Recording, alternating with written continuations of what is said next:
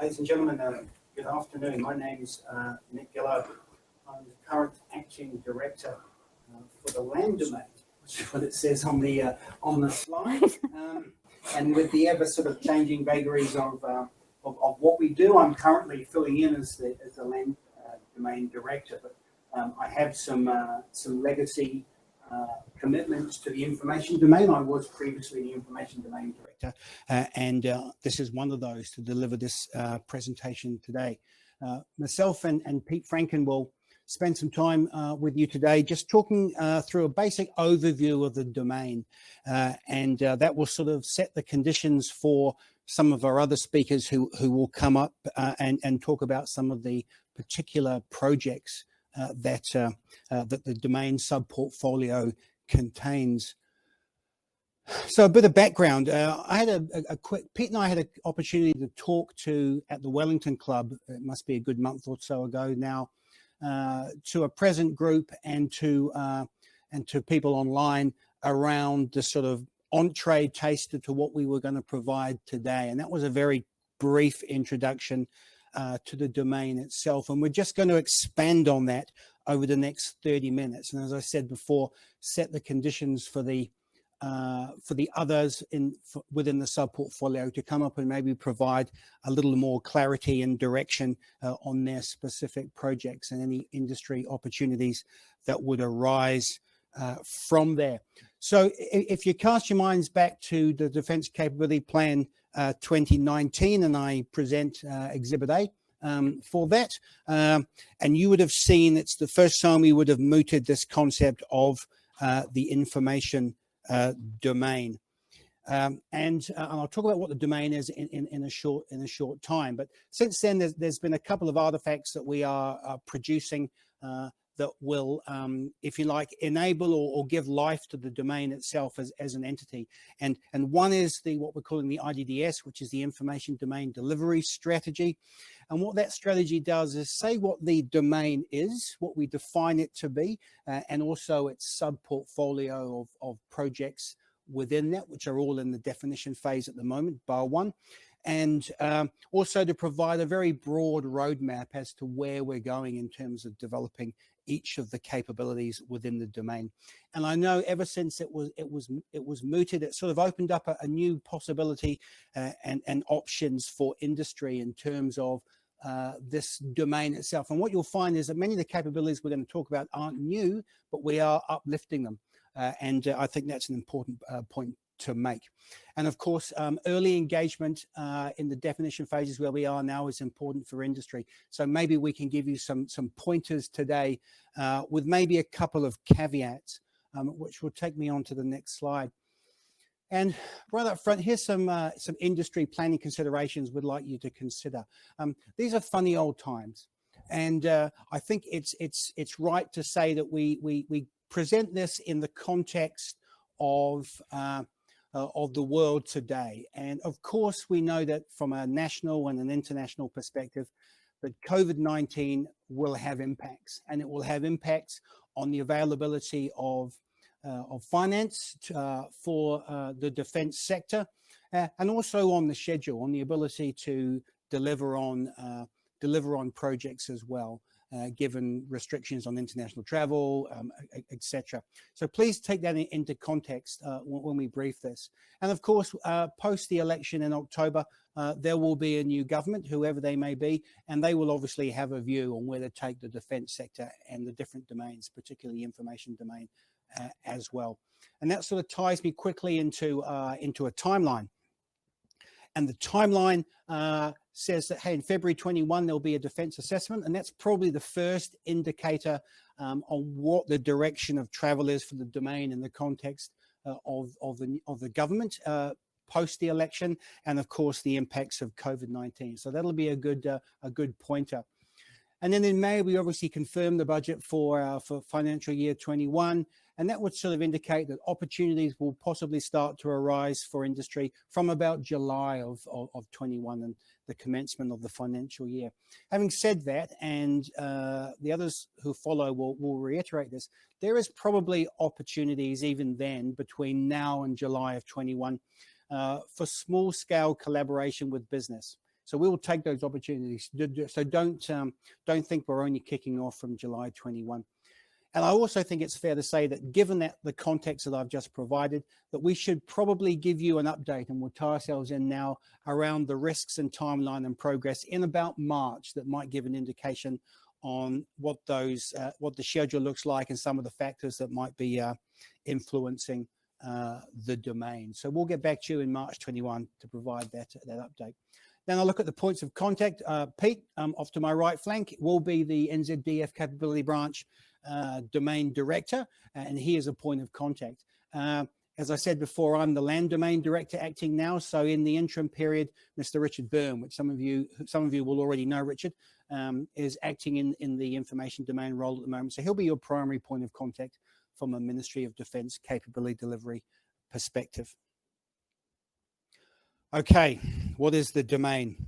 We thought long and hard about this in terms of creating what we're calling the information domain.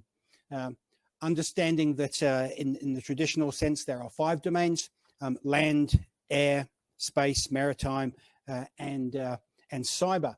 But New Zealand have said, let's take a doctrinal rather than a dogmatic approach to this, and we'll create, and it came through the analysis for DCP19 and was articulated in DCP19 around this entity we're calling the information domain. And it does allow us to group a discrete number of capabilities under this domain. And we would argue, and our friends and allies would do the same, that information is certainly changing the character of warfare, and which the way that militaries are operating. And this pace is only accelerating rather than being static or going backwards. And that's the essence behind the domain for us. And what we're saying is that, like the other domains as well, well, it's distinct in the same. So it's distinct in saying that it's no longer, it can still enable the other domains and will continue to do so, but we're also saying that it's capable of generating its own distinct and bespoke strategic, operational, and tactical military effects. And that's an important capability to take on board. What we've done is we've broken it down in terms of saying, well, what are the functional areas of capability that would make up the domain, and therefore what the capability delivery sub-portfolio, both for NZDF and the ministry, would deliver on. We've come up with the 4, and you can see them listed: intelligence, CEMA, which is cyber and electromagnetic activities, C4, and information activities. And I'll just reiterate what we mean by information activities in particular. And we're saying a set of actions coordinated to operate on the understanding and capability of an intended audience. And none of these capabilities are new. What we're saying is that although they are extant in various forms throughout the Defence Force, it's our intent to particularly uplift those capabilities and integrate them in a more coherent manner.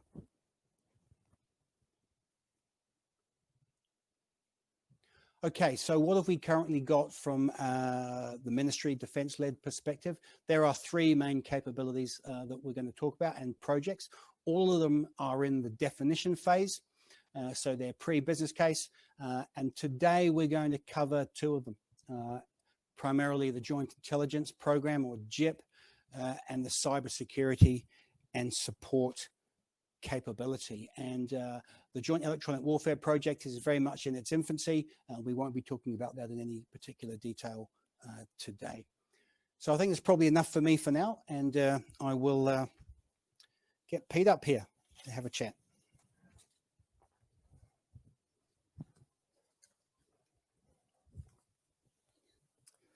Great, thanks, Nick. Well, good afternoon, ladies and gentlemen. I'm Group Captain Pete Franken, and I'm the current Director of the Information Domain in the NZDF. As you've just heard, the Information Domain is focused on offering options for the NZDF to best shape itself to meet the foreseeable future. This is across the wider operational context. Doing what we've always done is no recipe for addressing the challenges of the future. The concept of the NZDF being a force merely for contingency is quite outdated. The effects generated for the future in the NZDF will be relevant to the times of peace as well as times of competition, and they will remain relevant in times of conflict. And this is quite a shift in mindset as to how we've operated in the past. This shift in thinking is primarily driven by the fact that information has traditionally been used to support and underpin other military capabilities. Anyone watching the daily news is aware of the rapid shift towards a grey zone, where information actions have moved totally to the fore. So here is the so what. The Information Domain Review will address the art of organizational design. It will give options and it will shape our organization for the future. So this is all about the shaping of the organization, more so than the projects that Nick has just alluded to, which are going to bring capability uplift in their own right. We're giving a home to those capabilities once they've been introduced formally into operation and into service. So the goal here is to clearly ensure that the leaders of future will have a broader array of military effects at their disposal. They need to be better informed of the threats, options, and constraints than our current cohort of military leaders.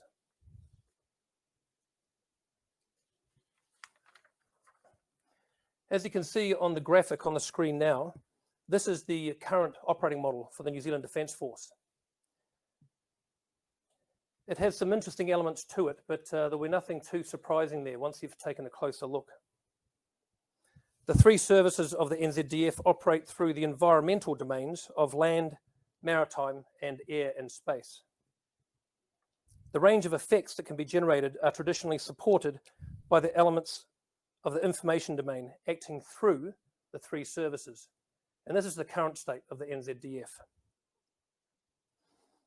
Adopting an effects-based approach for information is central to the development of our conceptual thinking.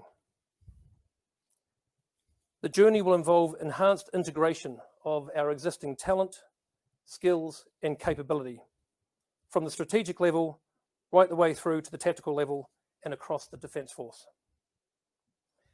But here is a key parameter. There is no interest and no intent in standing up a fourth service. So I'll take you now to the future operating model of the NZDF.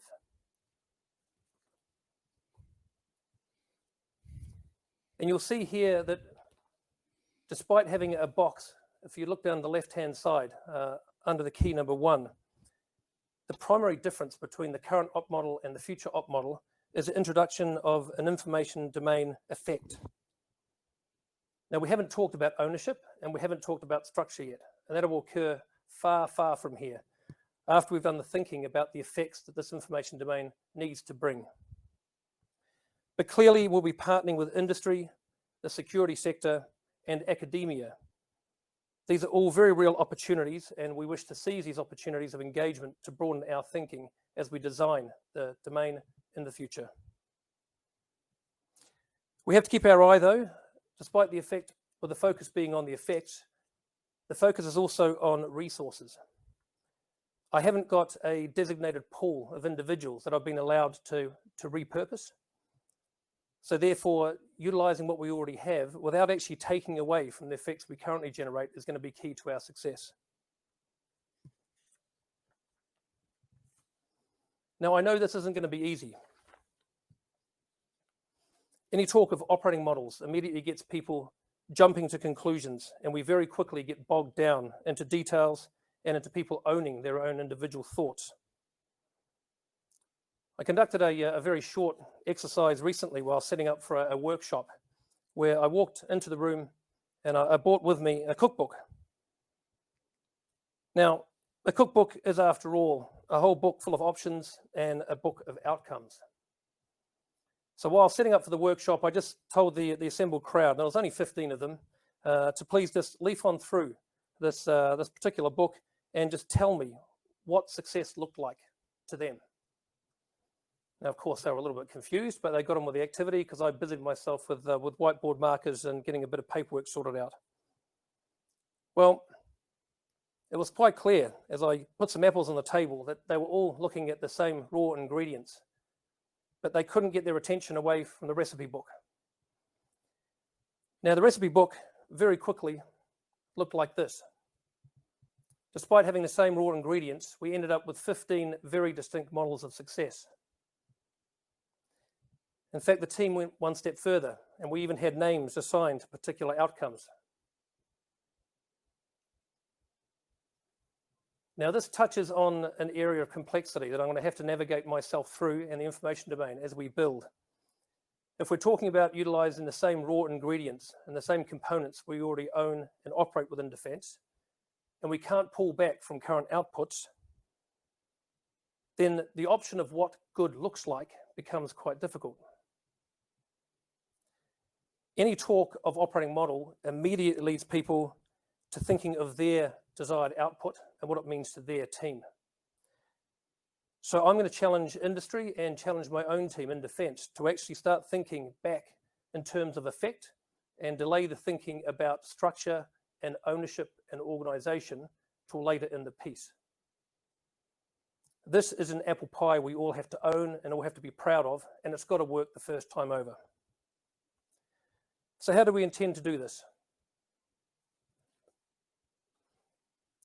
The good news is we've already started. The graphic on the screen at the moment points to my current view of capability branch.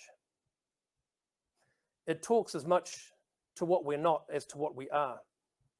If we're to take a look at the top left, I'm not the information environment. The information domain is in the grayed in box, and it's unashamedly got the sub-graphic of warfare pinned to it. This is quite a key distinction because we can't afford to waste too much time getting bogged down in information areas that are aligned with us but actually aren't part of the information warfare domain. So there is still a chief information officer taking care of technology. There's still a chief information security officer taking care of security, and there is still a chief data officer taking care of information at large. Their success is my success, but I'm not responsible for their outputs.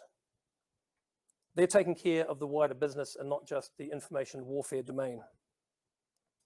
Nor am I the information environment.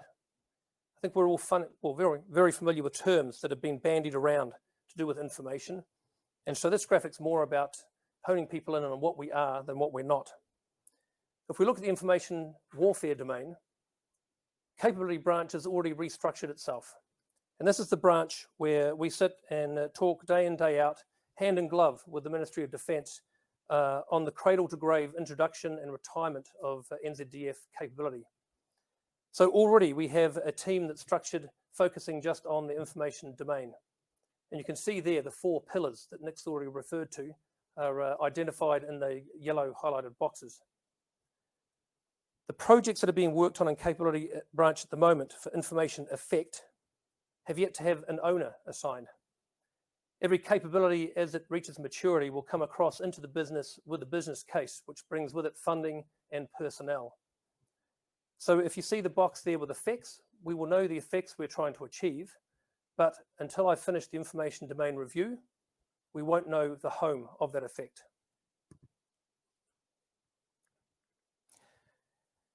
As a warfighting domain, our focal point in the past, and I'll reiterate this, has been all about supporting the grey shapes of defence, whether they be ships or aircraft or mobility devices for on the land. And that's a way of thinking that has to change. By actually shaping capability branch in a way that we introduce service with this fresh way of thinking, it better assures our future utility and keeping a clear delineation between what is a supporting capability for the other capabilities or what is actually an effect driving capability all of its own. So the role of defining this future home of information domain is actually information domain review.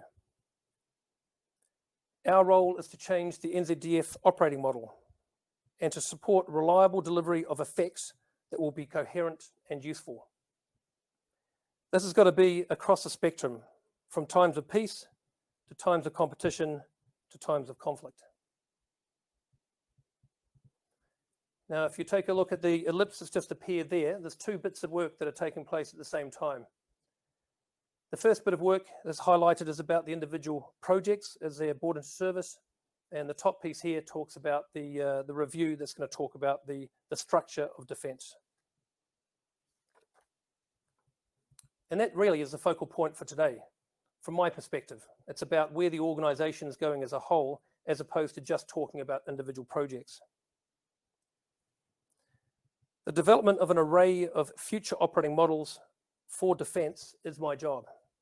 So by Christmas, I have to take to the executive an array of options, which all in themselves are completely resourced, are completely doable, and are completely meaningful. But from that array of options, the exec will pick the preferred choice, and only then will work up a detailed business case, and that'll be throughout next year, where we actually put the real dollars and cents against the ideas. And that's where the detail of operating model design and workforce design really earns its pay. So what does this mean for you? Or more specifically, what does it mean for those of you wishing to join us in shaping, sustaining, and delivering the NZDF information domain? Well, if you look at this graphic, it shows the sequence of events we're going through at the moment, which is effectively a current state capture, looking at our current maturity model, because as I've already said, this project itself isn't coming with a new force all in being. This will be a force made already in being. So we know we have the skills, we know we have the training. My role is to understand the uplift that's required between our current capability and how we could possibly use this to a better effect with small injects, whether it be through industry or whether it be through new individuals or whether it be through training. So here we're still at stage one, which is capturing the current state. And we'll be going through and understanding how we can actually better connect, better join up the team we already have. And of course, there's going to be some healthy tension because you can't make a new system often without bruising the old system. So my job is to pony up a little over the next year and understand what's a bridge too far and what's actually up for takes when it comes to building this new op model. As you'll hear very shortly, we have a number of projects already in flight that clearly are in the information domain. So we've got the intelligence uplift, and we've got the electronic warfare uplift. We've got the network-enabled army. We've got a new schooling environment to actually train these individuals. But these are all projects in flight. So what I won't be doing is designing a system that then gets made obsolete by the brand new projects that will be coming to land in the next year or three. I'll be taking into account the operating model options and also the growth patterns that these individual projects require, and then congeal this together into a coherent plan for the executive to work through. Now that's where I need some input from industry and from some externals, because I joined straight from school, as did many of my peers, and I could be accused of thinking in one way. So I'm happy to be challenged, and I'm happy to be supported by those who feel they may have a different way of doing business in this cutting edge area of information operations. So this is our first engagement where I get to offer some meaningful conversations, and that's why I'm buoyed to see the 6-week break between now and our next activity. In that period, I don't mind having some conversations. I don't have to wait until we get to the question and answer session in 6 weeks' time. But by the end of the year, I actually have to come up with the operating model options. So my time is tight, and I'm going to be finishing this session with a series of questions directed at industry as to how we can best engage to make sure that my time's not wasted and your time's not wasted, and actually getting some value out of the knowledge that resides outside the camps and bases and headquarters of NZDF. So I'll go to some questions now, which will hopefully shape our thinking as we work through the next 6 weeks.